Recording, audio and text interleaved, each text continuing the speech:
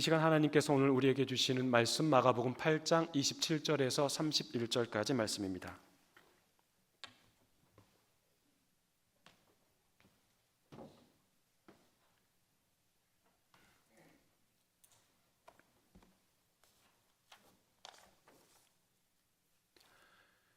이 하나님의 계시의 말씀을 한 목소리로 받들어 읽겠습니다.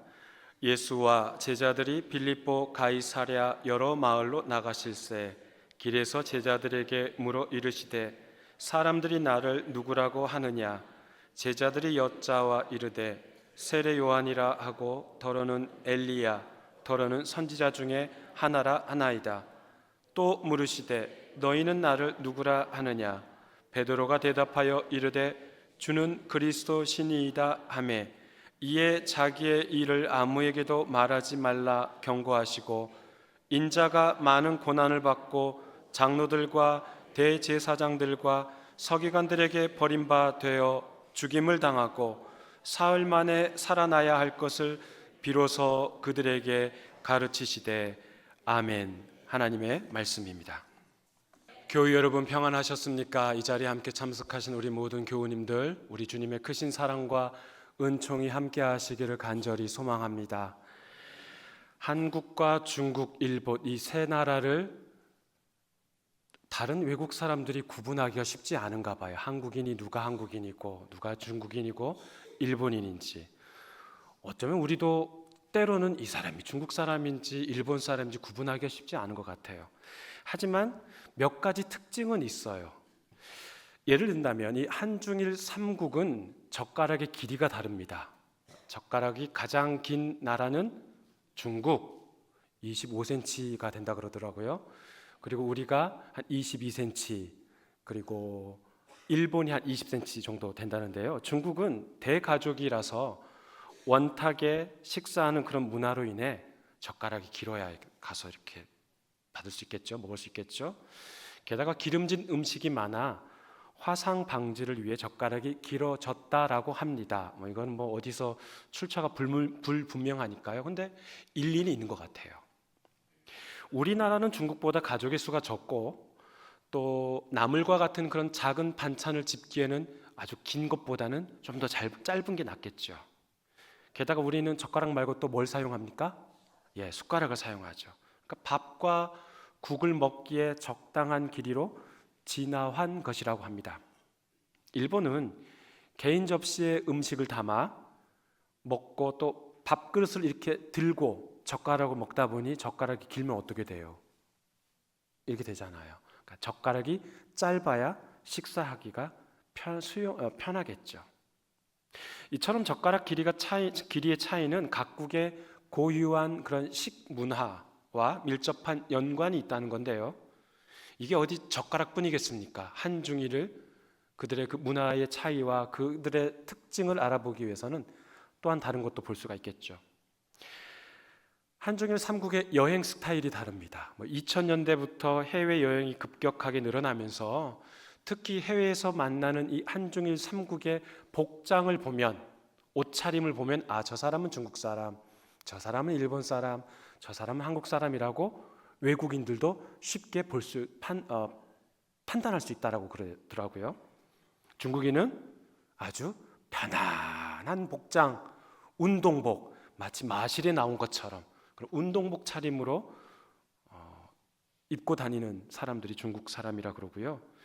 그리고 깃발 뒤로 절절절 따라다니면서 스고이 스고이 이러면서 핸드폰으로 여기저기 막 차각차각 찍는 사람들, 그런 사람들은 일본 사람이라 그러더라고요.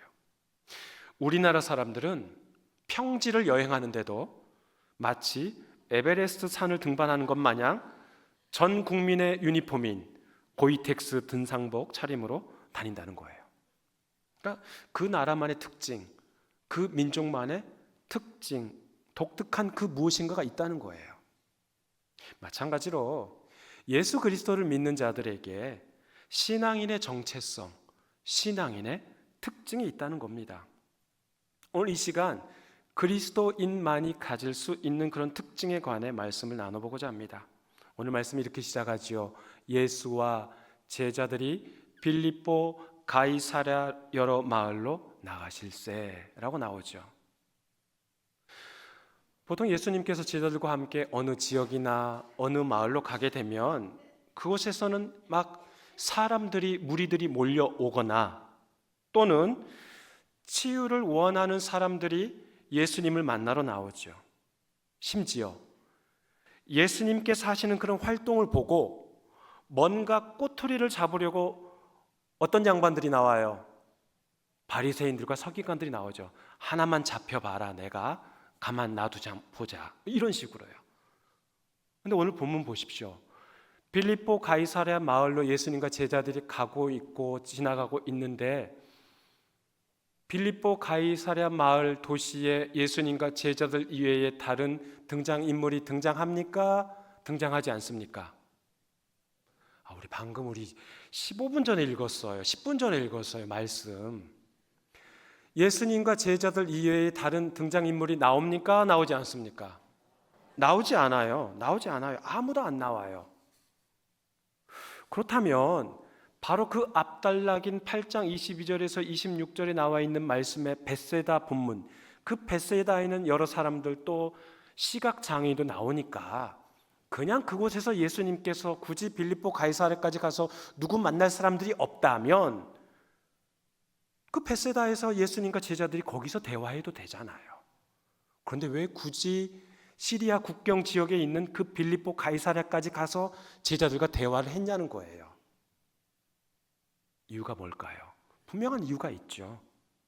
빌립보 가이사랴라는 그 도시가 어떤 도시인지 알게 되면 왜 그곳에 그들이 가셔서 대화를 하셨나라는 것을 이해할 수 있다는 거죠. 그러면 빌립보 가이사랴가 어떤 지역입니까? 어떤 도시입니까? 시리아, 방금 말씀드린 것처럼 시리아 국경, 지금 현재 시리아 국경 지역에 있는 바로 그 골란고온 지역에 있는 곳이 바로 빌립보 가이사랴입니다. 주변은 다 황무지예요. 그런데 거기만 나중에 성지순례 빌립보 가이사랴 꼭 가실 겁니다. 가시게 되면은 거기가 하나의 그 성지순례 장소가 나오는데요. 다른 데는 다 황무지인데 거기만 유독 숲이 울창하고 나무가 울창하고 그 안에만 샘이 솟아요. 물이 솟아요. 바로 그것이 요단강의 발원지입니다. 얼마나 귀한 땅이에요. 가이사랴, 빌립보 가이사랴, 가이사랴라는 말, 우리말은 시저 또는 케사르 또는 독일 말로는 카이저, 황제라는 뜻입니다. 그러니까 로마 황제인 아우구스투스가 그 성읍을, 그 도시를, 그 땅을 헤롯 왕에게 하사했습니다. 헤롯이 얼마나 고마워요. 이 땅을 주셨으니. 그러니 그 이름을 뭐라고 지었어요? 가이사랴라고 지은 거죠. 한번 생각해 보십시오. 아무 도시에나 황제 이름을 붙이겠습니까? 아니죠. 특정한 아주 독특한 특징이 있거나 정말 이 도시는 황제에게 바칠 만한 그런 큰 성읍이거나 여러 등등의 이유를 가지고 가이사랴라는 황제 이름을 붙이겠죠. 마찬가지입니다. 그만큼 위용이 대단한 도시의 모습을 가졌다는 뜻 아니겠습니까? 그런데 이 가이사랴라는 이 도시 이름이 그 시리아 국경 지역에 있는 그 북쪽 지역에만 있는 것이 아니라 지중해 서안, 지중해 해변 근처에도 가이사랴라는 도시가 있어요. 가이사랴가 서쪽에도 하나 있고 북쪽에도 하나 있고 그런 상태예요. 그러다 보니 헤롯 왕이 아들 빌립에게 그 가이사랴 그 땅을 나중에 물려줍니다. 그래서 빌립이 그 성읍을 뭐라고 지어요? 빌립 그 헤롯의 아들이 빌립보 가이사랴라고 이름을 바꾼 거죠. 종합하자면 그 도시는 황제를 위한 도시, 황제에게 헌정한 도시, 그리고 게다가 빌립 자신을 위한 도시라는 뜻이죠. 그 빌립보 가이사랴 그 지역에는 그리스의 신 판신이 있었습니다. 이름이 판이에요. 판신전이 그 빌립보 가이사랴에 있었고 로마 황제 가이사랴의 이름을 붙였으니 그 지역에는 뭐가 많겠어요? 로마 황제의 동상들이 많겠죠. 곳곳에 로마 황제의 동상들이 있었고 주변은 다 황무지지만 그 땅은 나무가 울창하고 숲이 울창해서 샘솟는 그 지역은 풍요로움을 상징하는 가나안의 신 바알 신전이 있었던, 그러니까 지금은 그 당시 예수님 당시에는 바알 신전의 흔적만 남아있던 도시가 바로 빌립보 가이사랴입니다. 곧 그 말은 온통 다 신전과 동상과 여러 많은 것들이 있었던 곳이 바로 빌립보 가이사랴입니다. 그러니까 번영과 풍요로움이 가득 넘쳐 여기저기서 음악과 흥겨운 소리가 끊이지 않아요. 어느 곳에 눈을 둬도 매혹을 느낄 만한 그런 도시라는 거죠. 빌립보 가이사랴는 로마 황제가 신으로 군림한 도시 성읍입니다. 그러니까 부족할 게 있을까요? 없을까요? 부족할 게 하나 없어요. 물이 콸콸 솟지요. 주변에 열매 나무들이 있죠. 시원하지요. 부족할 게 하나 없어요. 그런 곳에서 예수님을 따른다는 것이 어떤 것인지, 예수님이 누구신지 물어보기에 가장 적합한 곳이라는 거죠. 예수님께서는 진정 제자들의 속마음을 알고 싶으신 것입니다. 예수님은 당신의 정체성, 또 당신께서 이 땅에 사는 사역들에 대해 제자들과 진지한 대화를 그 빌립보 가이사랴에서 나누고 싶었던 것입니다. 주님께서 제자들에게 묻죠. 사람들이 누구라 하느냐? 사람들이 누구라 하느냐? 따라해 볼까요? 사람들이 누구라 하느냐? 자, 사람들이 누구라 하느냐라는 말은 다른 사람들이 누구라고 하는 그 제3자들의 말을 듣고 예수님에게 전달하면 되는 거죠. 자, 그럼 이제 여기서 여러분께 여쭤보겠습니다. 사람들이 누구나 하느냐라는 그 질문은 제자들이 대답하기에 부담스러운 질문입니까? 전혀 부담이 되지 않는 질문입니까? 부담 안 되는 질문이에요. 왜요?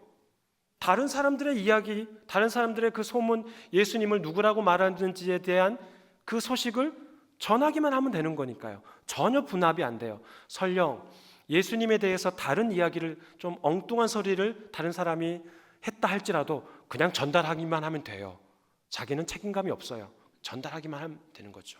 전혀 부담이 안 돼요. 그런데 너희는 나를 누구라 하느냐? 따라해 볼까요? 너희는 나를 누구라 하느냐? 너희는 나를 누구라 하느냐? 이 질문에는 부담이 될까요? 이것도 부담이 안 될까요? 부담이 되죠. 부담이 되죠. 엄청나게 부담이 됩니다. 이 질문에 대한 답은 자신의 인생을 걸고 대답을 해야 하는 거예요. 왜요? 예수님께서 제자들을 부르실 때 나를 따라오너라, 나를 따라오라 라는 그 말씀에 제자들이 어떤 반응을 보였습니까? 우리 마가복음 1장 18절과 20절 말씀 읽어보겠습니다. 곧 그물을 버려두고 따르니라. 20절이요. 곧 부르시니 그 아버지 세베대를 품꾼들과 함께 배에 버려두고 예수를 따라가니라. 아멘. 곧 거기에 초점을 맞춰 보십시오. 예수님께서 나를 따라오라 라는 그 말씀에 곧 즉시 모든 것을 버려두고, 그물도 버려두고 아버지도 버려두고 배도 버려두고 모든 것을 버려두고 그들이 따랐던 자들이 누구예요? 제자들이에요. 예수님을 따르면, 이분을 따르면 무엇인가 자신의 인생을 바꿔주실 것이라는 그런 확고한 마음으로 따랐겠지요. 그런데 지금 이 길 위에서, 이 빌립보 가이사랴 길 위에서 주님께서 묻죠. 너희는 나를 누구라 하느냐? 그 질문에 어느 누가 실없는 농담을 하겠습니까? 이 질문에 어느 누가 머리를 극적극적 긁으면서 사실 주님, 예수님, 제가 따르긴 따랐는데 아직 주님에 대해서 잘 모르겠습니다, 이런 쓸데없는 소리 하겠습니까? 그렇습니다. 여러분, 이 질문에는 자기 인생을 걸고 답을 해야 합니다. 이 질문에는 부담감을 가지고 책임감 있게 답을 해야 합니다. 이 질문에는 지금까지 예수님을 따라다니면서 보고 느끼고 특히 예수님께서 전하신 그 하나님의 복음, 하나님 나라의 복음을 듣고 있던 이 제자들이 자기 고백을 해야 한다는 것이죠. 다른 사람들은 예수님을 세례 요한, 또 엘리야, 선지자 중에 한 사람이라고 말하는 거 아무것도 중요하지 않아요. 제3자의 고백이나 소문은 제자들의 입장에서는 그게 중요한 게 아니에요. 주관적인 체험이 담긴 그 개인의 고백이 중요한 겁니다. 예수님의 정체성에 대해 제3자의 발언은 그건 아무 중요한 게 아니라는 거죠. 다른 사람이 말하는 거 필요 없고 너희는 나를 누구라 하느냐, 너는 나를 누구라 하느냐라고 지금 주님이 말씀하시는 거예요. 지금 이 시간 바로 이 자리에서, 바로 자신의 삶의 자리에서 나는 예수님을 누구시라고 고백하는지가 중요하다는 겁니다. 베드로가 고백하죠. 주는 그리스도시니이다. 따라해 볼까요? 주는 그리스도시니이다. 주는 그리스도시니이다. 우리말 그리스도, 헬라어로는 크리스토스, 히브리 말로는 마시아흐, 메시아. 그러니까 예수님은 메시아이십니다. 메시아가 뭐예요? 우리를 구원할 자, 구원자이십니다. 예수님, 주님은 크리스토스, 우리를 구원하신 구세주 구원자이십니다 라고 베드로가 고백하고 있습니다. 그런데요, 지금 이 고백을 어디에서 하고 있어요? 예루살렘 성전에서 하고 있어요? 아니면 어느 여러 병자들을 치유하는 어느 장소에서 고백하고 있어요? 갈릴리 호수에서 고백하고 있어요? 대답하실 때까지 계속 할 거예요. 어디서 하고 있어요 지금? 빌립보 가이사랴 길 위에서 하고 있다는 거예요. 그게 중요한 겁니다. 지금 빌립보 가이사랴는 엄청나게 큰 이방 신전과 로마 황제의 동상이 설치된, 곳곳에 설치된 그 길 위입니다. 로마 황제가 신이다 라고 고백하는 이 어마어마한 세속도시 그 한복판에서 로마 황제가 그리스도가 아니다, 로마 황제가 신이 아니라 예수님 당신이 그리스도시고 당신이 주이십니다, 왕이십니다 라고 고백한 것이죠. 세속 권력이 판을 치고 힘을 숭상하고 돈이 지배하는 사회에서 베드로가 한 고백입니다. 이 대단한 고백입니다. 사랑하는 교회 여러분, 여러분은 예수님을 누구라 고백하십니까? 베드로와 똑같이 고백하시죠. 주는 그리스도십니다. 예수님은 나를 구원하신 메시아이십니다. 구원자이십니다 라고 고백하지 않습니까? 우리는 교회 안에서 예수님은 그리스도십니다 라고 고백합니다. 교회에서 이러한 신앙 고백은 당연히 해야 하는 고백이죠. 그런데 이러한 고백이 교회에서뿐만 아니라 직장에서도 사회에서도 하고 있느냐 하는 겁니다. 교회 울타리 안에서는 이러한 고백 얼마든지 하기 쉬워요. 왜요? 우리 모두가 다 예수 그리스도를 믿는 신앙인이기 때문에 쉬워요. 우리는 그리스도인입니다. 나는 그리스도인입니다. 우리 모두는 그리스도인입니다. 고백하기 쉬워요. 그러나 교회 울타리 밖에서는 상대적으로 힘들어요. 힘과 물질과 끊임없는 경쟁이 판을 치는 세상에서 저 어디 교회 다닙니다. 저 그리스도인입니다. 저는 예수쟁입니다. 예수 믿는 사람입니다. 라고 말하기가 쉽지 않다는 거죠.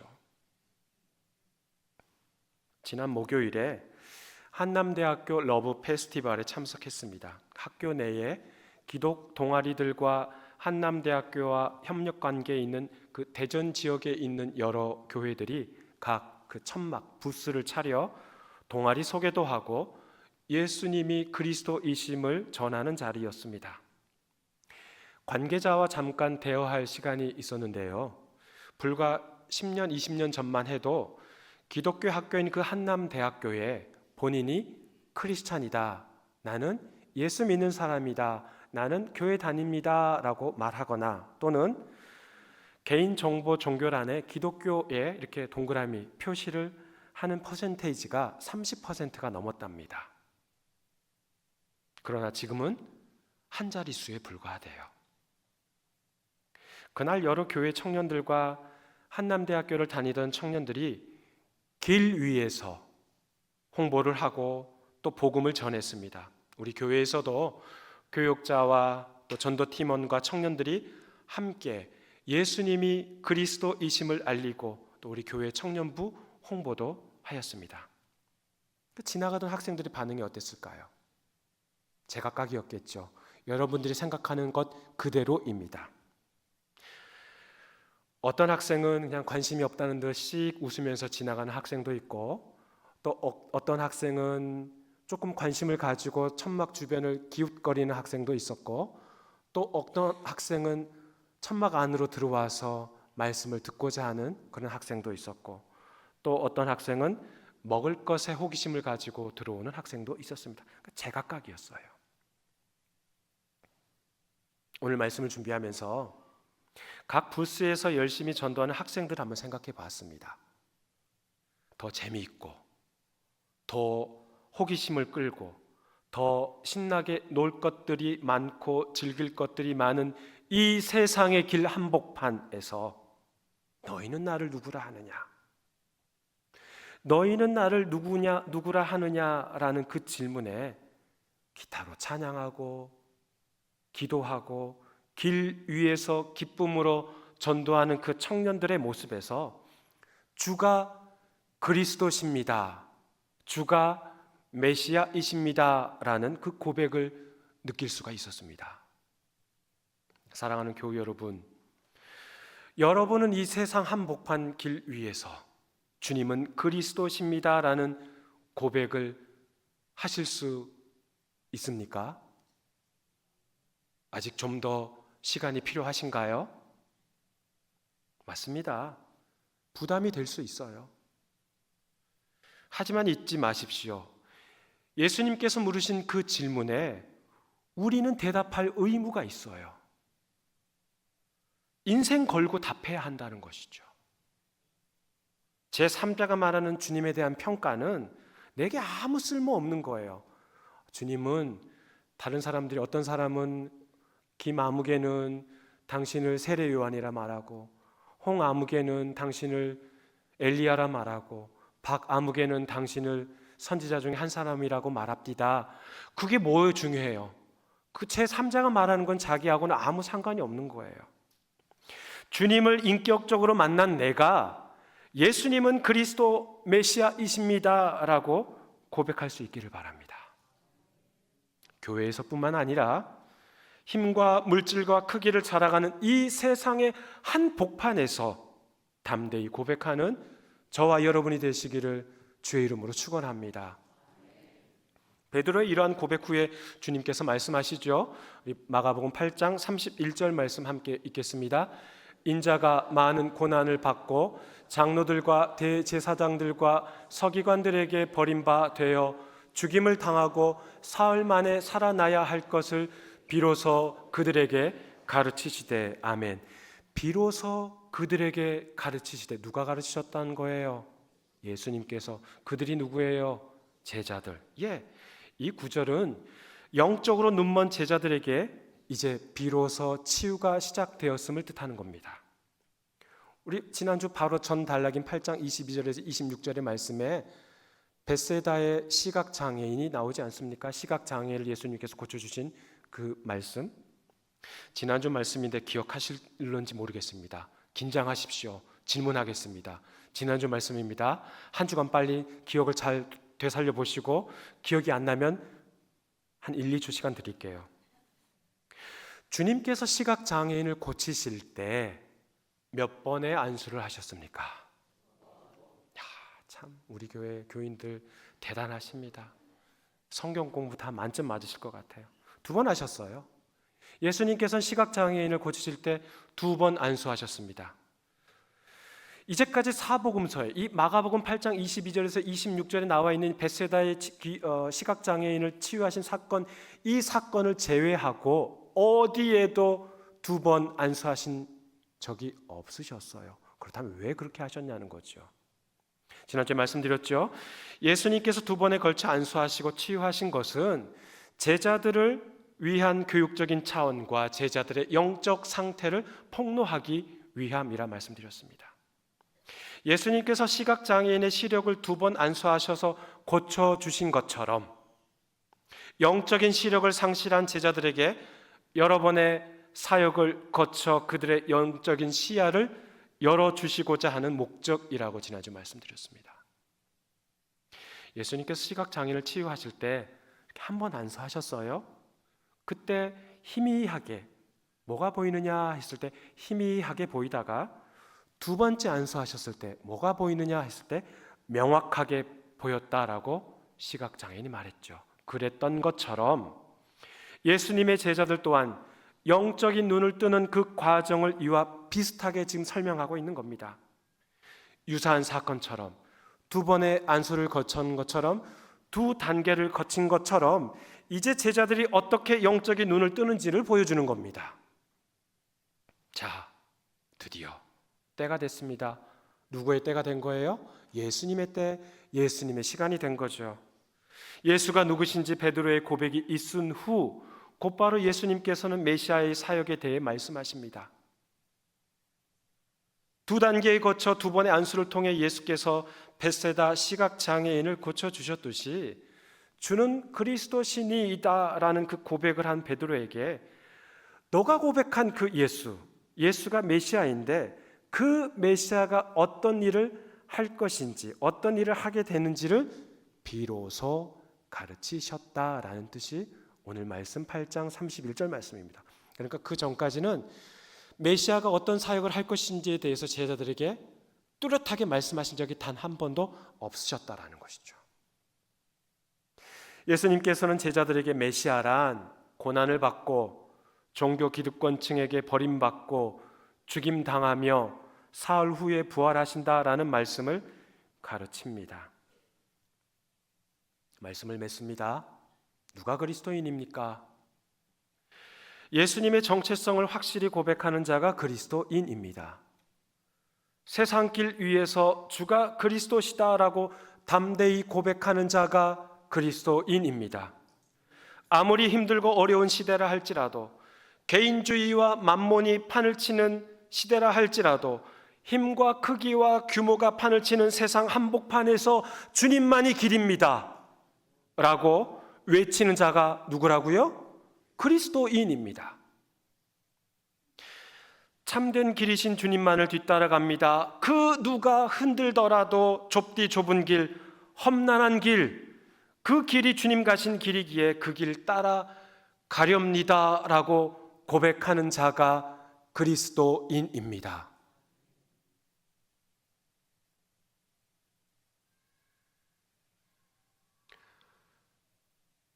세상 길 위에서 이러한 고백하며 사는 저와 여러분이 되기를 간절히 소망합니다. 투박하고 거친 십자가의 길이 바로 우리가 걸어가야 할 길입니다. 그게 바로 그리스도인의 특징이자 정체성입니다. 잘 압니다. 이 길 걸어가기가 쉬워요? 어려워요? 쉬워요? 어려워요? 어려워도 엄청나게 어려워요. 정말 어려워요. 우리의 힘과 의지로 걸어가려고 아무리 애써 보십시오. 될 것 같습니까? 아니요. 전혀 되지 않습니다. 절대 걸어갈 수가 없습니다. 넘어지기 일쑤입니다. 그러나 내 안에 계신 성령 하나님께서, 나와 함께 하시는 성령께서 우리를 주님의 길 걸어가도록 만들어 가실 것입니다. 걱정하지 마십시오. 완전하신 주님께서 우리를 완전하게 만들어 가실 줄 믿습니다.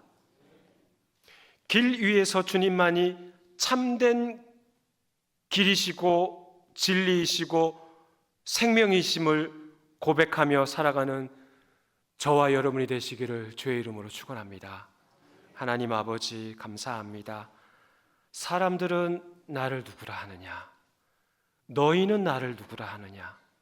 인생 걸고 대답해야 할 답입니다. 하나님, 그러나 두렵습니다. 주는 그리스도십니다 라는 말이 교회 울타리 안에서는 얼마든지 나올 수 있는데, 교회 바깥에서 힘과 크기와 규모를 자랑하는 교회 바깥에서, 회사에서, 직장에서, 삶의 자리에서는 주님이 그리스도십니다, 나를 구원하신 구원자, 구세주이십니다 라는 고백이 나오지가 않습니다. 하나님, 성령 하나님께서 우리의 마음을 움직여 주시고 주장하여 주셔서 우리의 입술을 통하여서 이 교회 울타리뿐 아니라 교회 바깥에서도 주님이 그리스도이시고 나와 함께 하시는 분이시고 내가 크리스찬입니다 라고 담대히 고백하며 살아가는 저희들의 삶이 되도록 성령께서 인도하여 주옵소서. 예수님의 이름으로 기도하옵나이다. 아멘.